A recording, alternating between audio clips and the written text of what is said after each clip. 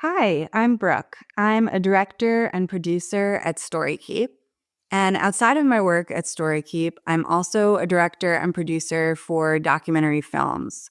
One of the most recent projects that I was lucky enough to work on with StoryKeep was a full-length feature film about a family's history and the origins of their family business. In addition to the feature film that we created, we also decided a really valuable addition to this project would be to create short video portraits that highlighted each elder and their own life philosophy.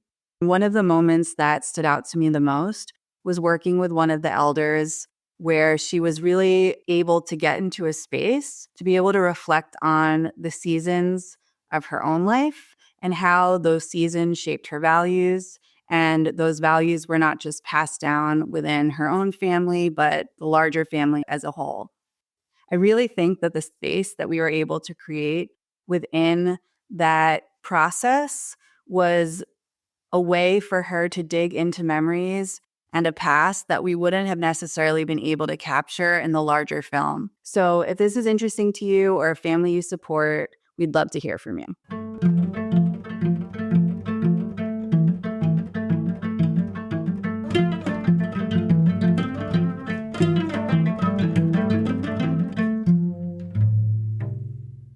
Welcome to Who We Remember. I'm Jamie Younger, the founder of StoryKeep, and your host for this podcast. Please let me just say how delighted I am to have you join us for the show. This is a place where we have uncommon conversations about things that matter deeply to most of us, the people we love, and the purpose that we give to our own lives and legacies. Our mission at StoryKeep is to capitalize on the power of story for profound good in families of wealth. We've partnered with over 100 families worldwide, creating personal films and private podcasts that help a family navigate their shared narrative. Our work is designed to deepen connections. My conversations on this podcast center around two questions. The first, whose life story from your family would you most want to see documented on film? And the second, what are you as a person and as a professional hoping to create and leave behind?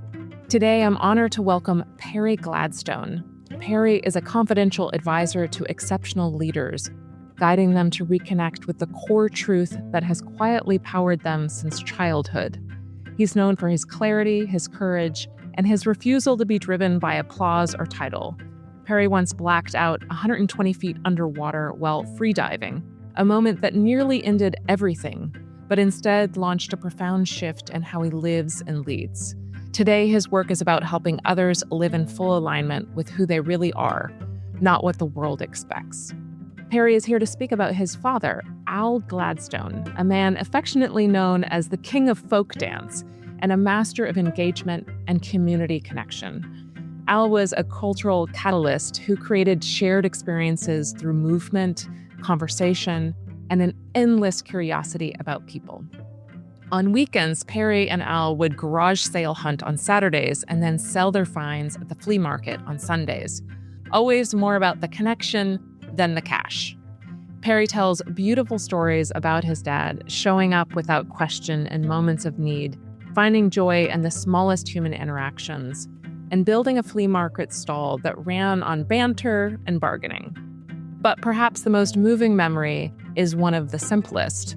Time spent together in a cluttered, dark artist studio where Perry felt for the first time that he belonged entirely. Please settle in for this heartfelt and revealing conversation with Perry Gladstone as we explore the enduring influence of his dad and the legacy that Perry continues to shape in his life and work.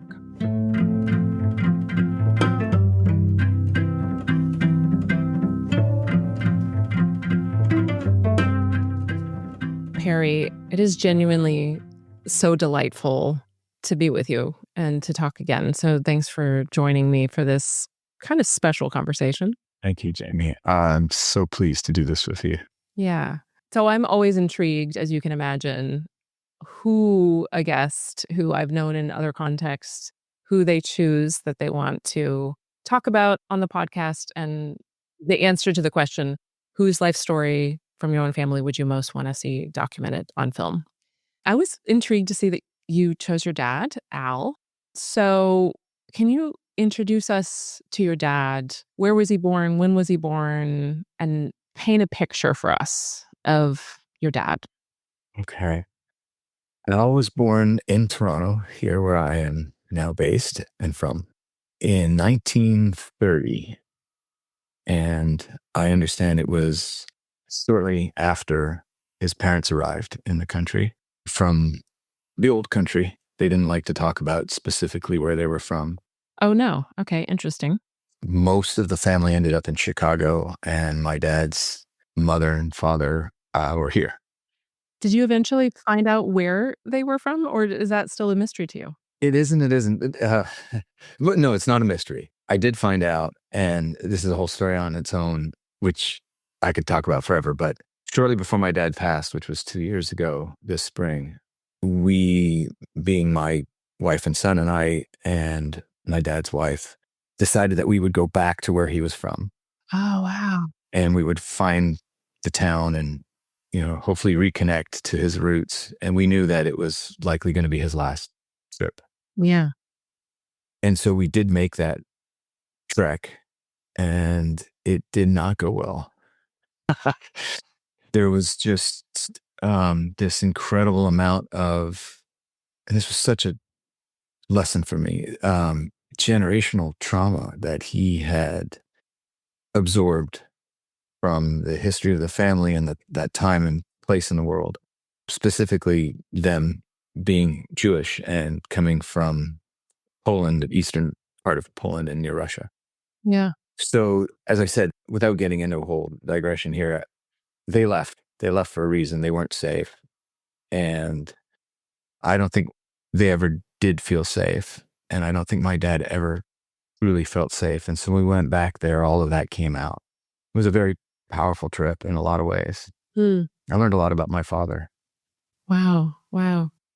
Well, that gives us a little bit of framework and context for what kind of guy he was. I mean, you shared a few things like he was really into folk dance and he was really into fishing. And I'm like, I have this picture of this almost this Renaissance man who had full of life, but also angst. How would you describe him? Yeah, I mean, why did I start this way? That really is true.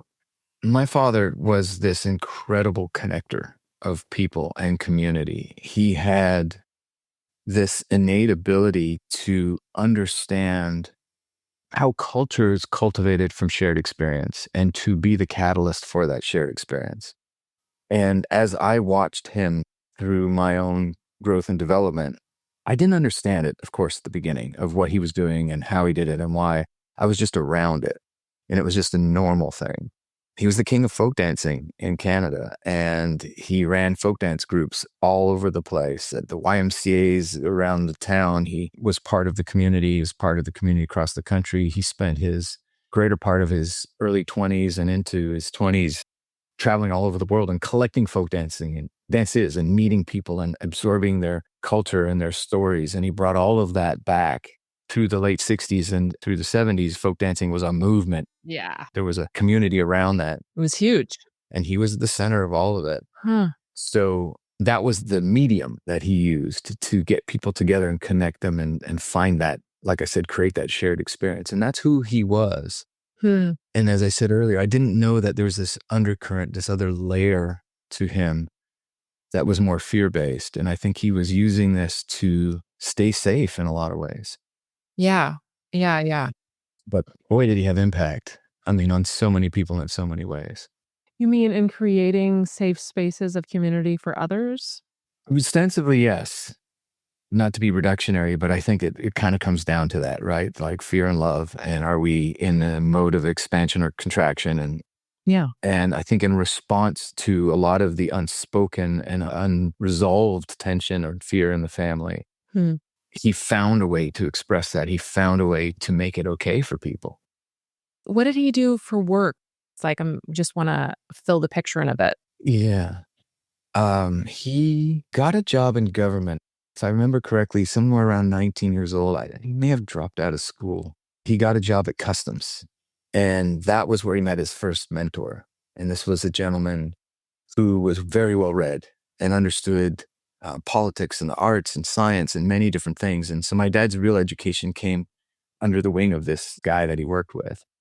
And they kept trying to promote my dad, and he never really wanted the promotion. He wanted to hang out in the customs warehouse with this guy and just continue his mentorship. And from the stories my dad told me, I don't remember the gentleman's name, this was the person who really encouraged him to go out into the world and travel and experience and see. So he left that job and did the traveling I mentioned earlier. Came back with this library of information, songs and dances and lyrics and all of the stuff that he was so excited about. He had quite this amazing collection of records. And that's when his folk dancing started. There was a small group of people that were into it. There are other people like him that really were more than aficionados, like people who really wanted to carry this torch.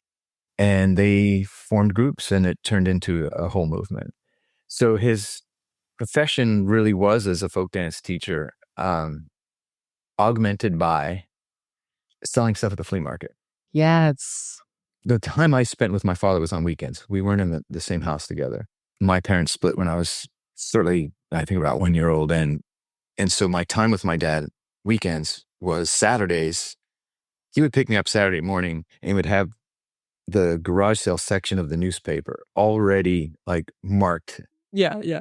Of what order we were going to go across the city. So this is what I grew up with. It was Saturday mornings was dad time, going to going to garage sales, buying junk. Yeah. For me, it was comic books. And then on Sundays, he had a table at the flea market and we would set up shop and spend the day doing that.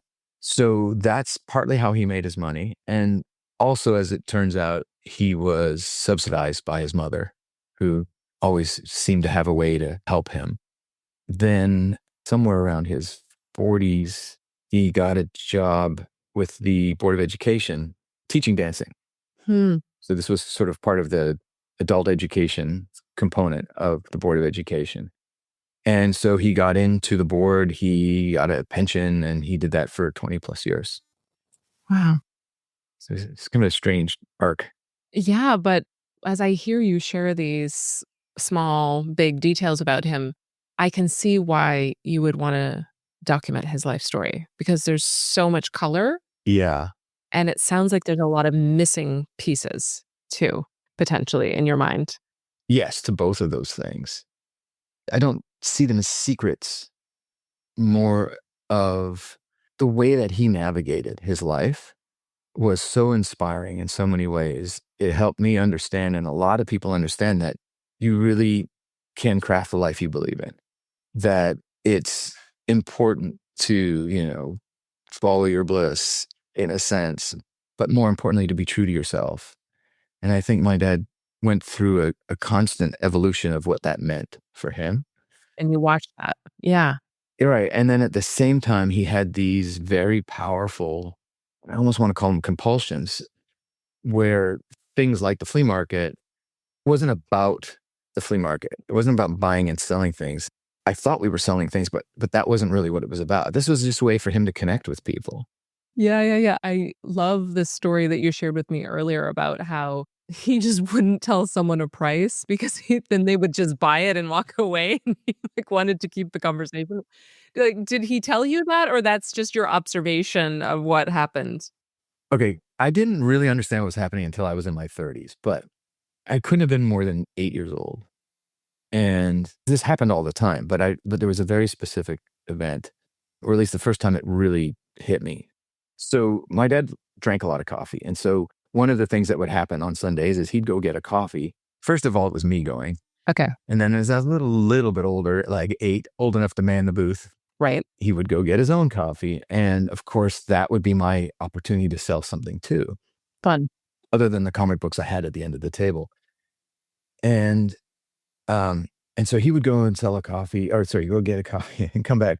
And I'd be, Dad, look, I sold this and this and this, and here's the money. And he would be upset, not angry with me, but frustrated, because now he had one less thing to play with, right? To get people's attention. So the story is this. Again, this played out several times, but this one particular case, someone comes to the booth and they pick up this amber necklace that he'd been carrying around for years. And they said, "Oh, this is beautiful. How much is it?" And my dad said, "Do you know what that is?" And they said, "Well, it looks like amber." "Yes, it's amber. And it comes from this river in And he told this whole story. And that person said, well, great. How much is it? And then he went into another diatribe about this and that. And so the person would get more and more frustrated. And eventually they started getting angry. And they were saying, well, tell me the price. And like he just refused to do it. And I was standing beside him and I was poking him and sell it. Like they want to buy it. Come on. Because I thought we've been there to sell stuff. If there was ever a sign that someone wants to buy it, I think this is it. Yeah. Yeah. And he just wouldn't go there. And the person really got angry and like exploded and it turned into an argument. And the next time it happened, and I got angry at him too. And so that kind of was the beginning of this whole dynamic that we had between us as well, was because I didn't understand what he was really up to, which was to engage with people, to hold their attention as long as possible. That's what he craved. That's what he needed. Another time somebody came and same necklace, same story. And this time he said, $2,000. And they said, are you out of your mind? Again, he had no intention of selling it. He just wanted to keep it going. Yeah. So yeah, that was the event. And as I said, much, much later, I came to the conclusion of what he was really up to. You point to such an interesting thing, which is that so much of the time, especially with our parents, sometimes grandparents, that what is happening, we don't understand. And then later in hindsight, we feel like we get it. Sometimes we have the chance to speak with the person about it to confirm.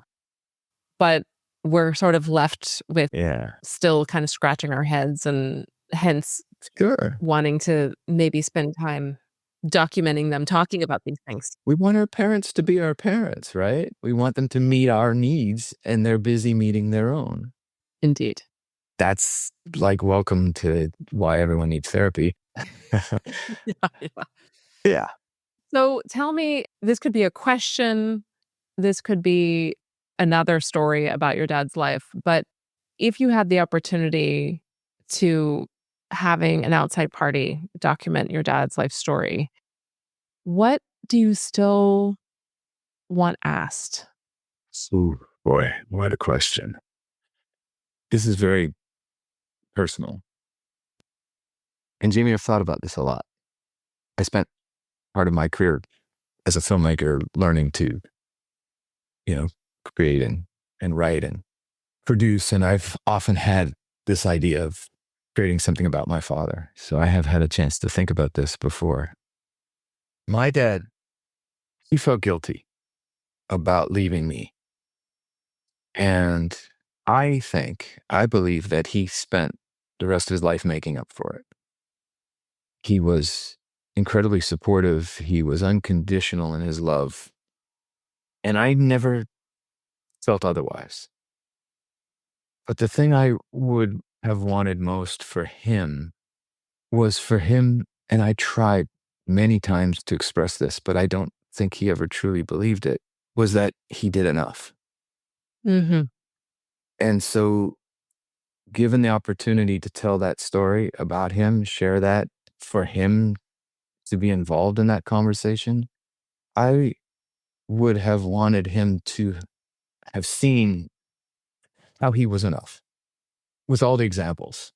And in telling the story and in hearing from other people and the examples, that seeing him in his element and all the things that you would do telling that story and making that film. Yeah. In that conversation with him, he could have seen that and believed it. That's so beautiful. I had this experience many times where there will be a central storyteller, let's say this time your dad. Yeah. And there's kind of a underappreciation from people who are not familiar with filmmaking of how important it is to have these other supporting voices, that a person cannot fully tell their own life story because there are things they will never say about themselves and perspectives and appreciations, insights about who they are. Other people have memories of moments where you impacted them that you completely didn't even notice when they were happening. This is exactly it. Yeah. And so what a beautiful thing. Thank you for bringing that up, because in the telling, let's say, if we were to make a film about your dad's life story, how important the other voices, tellers, and memories would be, you among them, but others, to hopefully give him that feeling, that truth. Yeah, exactly. There were moments, and I was lucky enough to see some of them. We had a retirement party for him when he retired from the Board of Education, Hmm. and the people that showed up and the way they showed up, and he told me it was the greatest moment in his life. And I think part of that is because he felt it. It was real because he didn't have to do anything. He didn't have to coordinate anything or lead the group or do the things that, probably in a certain way he'd been doing to get those things, to get that feeling, right? So I know he had moments of it, but for me to tell him, hey, you were everything I needed, to your point earlier, he's not going to hear that from me. Yeah. So yeah, different voices coming from different perspectives and places.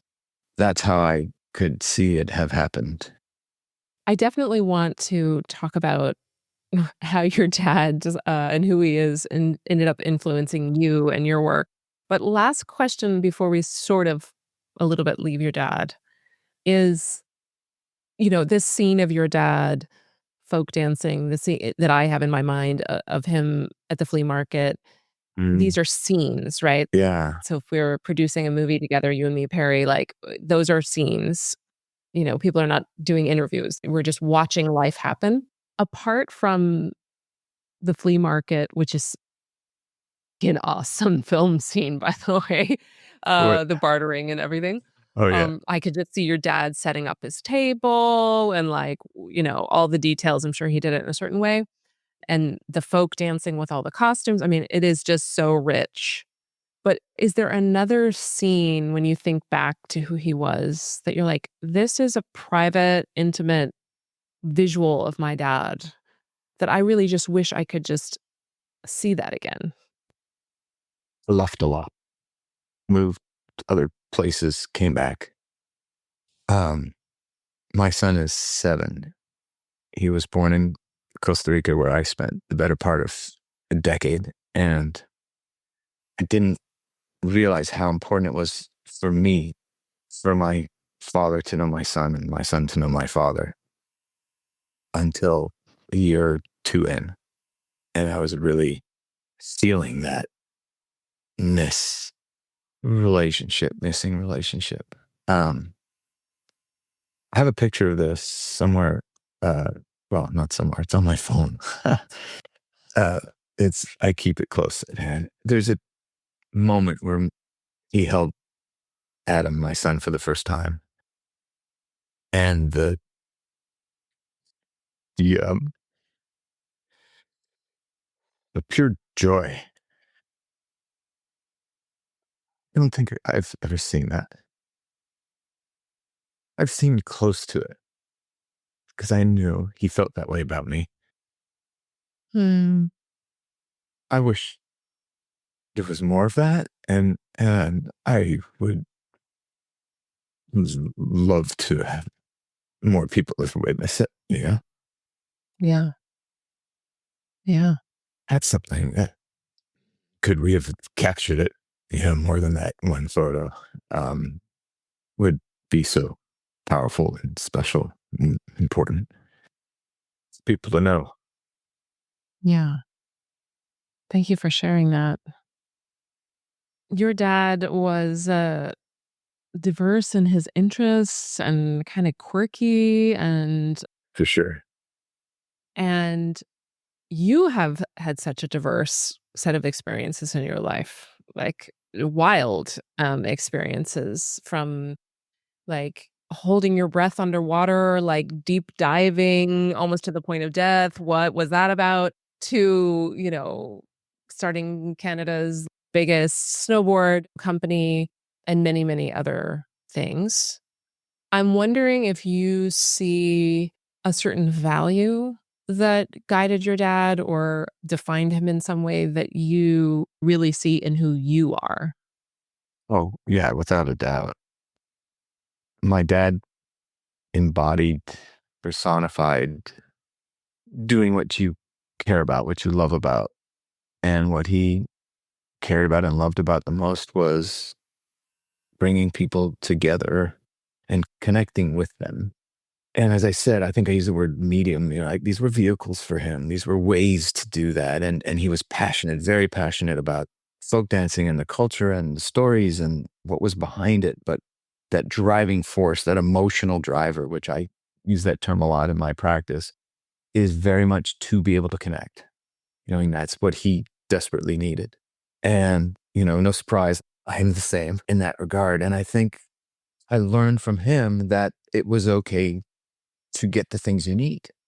And if that means doing it over here and then doing it over there, that's okay. You don't have to be committed to one way. If that means learning and changing who you are and how you need to go through the world, that's okay too. I mean, it was hard in some senses because he did a lot of things that I didn't want to be. He wasn't able to stay married for very long, and I wanted to be married in an exclusive relationship, and I think he did too, but he could never make it work. He did finally spent 25 years with someone in the end, and it was beautiful and wonderful, and there's a lot that I learned from that relationship. But I wasn't around at the beginning, so I had to go through Yeah. a lot of stuff too. And Yeah. The part A. yeah, wouldn't it be great if we could emulate our parents' behavior in a healthy, great way? And not, people are people, they all have their struggles. So watching him go through that and make those mistakes and figure out who he was and who he wasn't was useful. And at the same time, let me a little bit searching for my own path. Mm-hmm. I think I got off track here, Jamie. So No, I think the question is, what value, characteristic you feel like defined him and has been passed down to you, but it's also what wasn't there, right? I mean, there's the yin and the yang, it's the black and the white of it. So yeah, I think you're speaking to that. he taught me it was okay to be myself. And he taught me it was okay to not know what that is all the time. And so I learned how to reinvent myself over and over and over again. I did reinvent myself over and over again. And I did it knowing that I would have his full unconditional support. That meant everything. Yeah. Well, I think that from where I'm sitting beautifully ties in to the work that you're now doing. One of the things you're now doing, but I think pretty major, which is acting as a thinking partner. I would also add heart partner with so many different folks, but basically, in your words, awesome people. So, entrepreneurs, literally rock stars, founders, maybe you'll add more to this list. You work with them in a one-on-one capacity generally. Yeah. I'm just really curious about what the core of your work is for you. What is it about ultimately? I think it's the pursuit and understanding of the truth about who we are. And as referenced, I reinvented myself. I was skateboard guy and snowboard guy. I did lots of action sports things, and then I was in film and television, and then I was a musician and an athlete and in so many different industries and practices, because those were the things that I was curious about, and I wanted to know what I was capable of in each of these arenas. And to get access to, I had to become those things. And that was this identity, invention, reinvention, recreation. As I said, I think my dad helped make that possible for me in a very meaningful way. I believe there's an indelible truth to who we are. I think this is what we were born to do. I think this is why we are here right now in the world. I think this is what the world needs from us. And it's not contextual, but we are so conditioned to think of things contextually. So the benefit of having reinvented myself so many times to get access to see what I'm capable of on my own right helped me understand, helped me differentiate between what's indelible and what's not. If you strip away all the layers, what are you left with? And so I've created a practice for myself that has allowed me to help other people get to that place. And once we can recognize it and articulate it, then we can recontextualize it. So I call myself a thinking partner. I'm a coach. I'm an advisor. I play a lot of different roles in the relationship with my clients to be able to truly unconditionally support them in that discovery and then that application. So whatever that is they want to do, they see themselves and want to express themselves as a business person or as a rock star or as an athlete or, the different arenas that I am blessed to be able to play in at a very high level. It still is the same thing. Yeah, always. Yeah. So that's the partner that I am. That's the partner role that I play. And my job is to provide unconditional support in being that reflection and being that objective perspective, being able to say what other people wouldn't say, what no one else is going to tell you. And then I've been, again, really fortunate and lucky because of all the things I've done. I've sat in the chair, been the CEO, been the artist, been the athlete, been in the role close enough to be able to understand what it's like to be there and to be able to support the person in working through these things. Does that make sense? 100%. And I'm wondering, as I'm hearing you share that, because it's a kind of priest role, it's a kind of elder role in a sense. There's mentorship, there's partnership, there's all of the things, and it requires the flexibility to move through the stages of the work and the reality that the person has Mhm. in the moment they need it, right? Right. And what I'm actually curious about, just coming to my mind now, is that's so much giving, right? When you're in that role. And I'm curious what you do that nourishes you so that you can give that of yourself. Okay. This is what allows me, this is my calling. So the truth is that the intimacy of a relationship like this is what feeds me. It is nourishing in itself. It's nourishing in itself. And so I very much get what I need being able to do this work, being able to show up this way is that. And then there's an external part, which is I still also need to go have these adventures. Whatever that happens to be, right? What's the next version of myself? What's the next thing I want to see what I'm capable of in that arena? And I'm not risking my life like I used to on a regular basis. And that's probably a really good thing. Doesn't mean that I still am content to just be there for other people. I need to go out and do those things. And that's what gives me more experience and more fodder and more context to be able to relate with people and for them to relate with me. Yeah. And quite frankly, anytime I've ever put myself out there as a coach or advisor or consultant or any whatever label you want to put on these things, that's never worked. People come into my orbit when they're in transition, and they come into my orbit because of something they've seen me do or know of me, Right. right? The fact that I've done those things is what brings them in the first place. I've come to realize that it's folly to even market myself. The only thing that actually matters is to go out and do what I need to do To be you. to be me. And then as a result, people show up and go, oh my gosh, that's really cool. It's not that they want to do the same thing. And yes, there's a certain vicarious to it at times, but it's like, wow, because you did that, that means maybe I can do it too. Or maybe you're the kind of person I want to talk to. Right. So it's self-serving in a way, but it's self-serving because it allows me to express myself in all the ways, whatever that happens to be right now. And as a result, it attracts the right kind of people. Yeah, I hear you.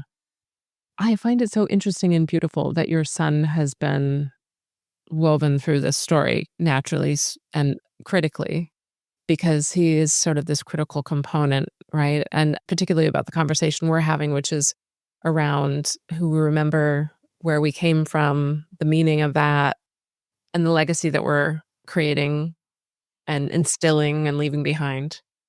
And so, in closing, I'm wondering if you can talk about, maybe through the eyes of how this will be given to Adam, the legacy that you really truly are creating, you hope, for yourself and wanting to leave behind. The thing that I want most for Adam now is for him to feel comfortable to be whoever he needs to be.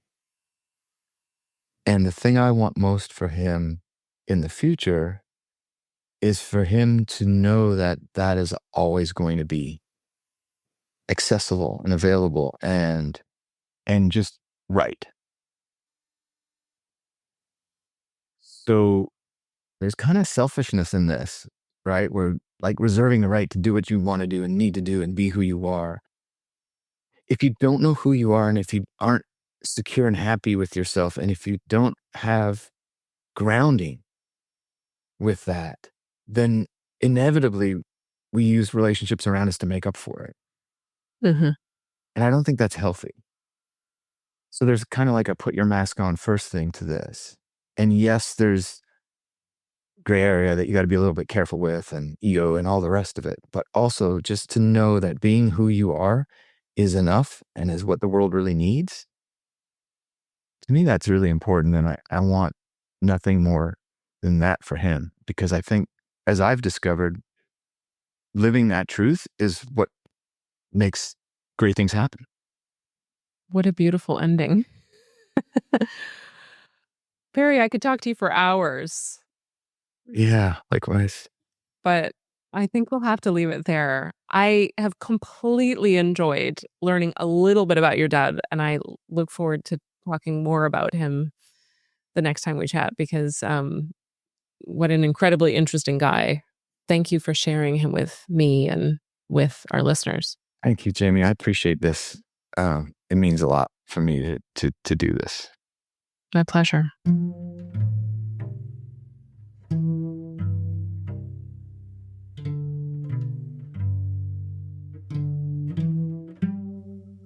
Thank you so much for listening to this episode of Who We Remember. If you enjoyed this, I invite you to subscribe. When you subscribe, a new episode will pop up automatically in your favorite listening platform every 2 weeks. You can see some great photos related to today's story, as well as find out more about our guests and their work. Just go to storykeep.com/podcast. Who We Remember is a production of StoryKeep.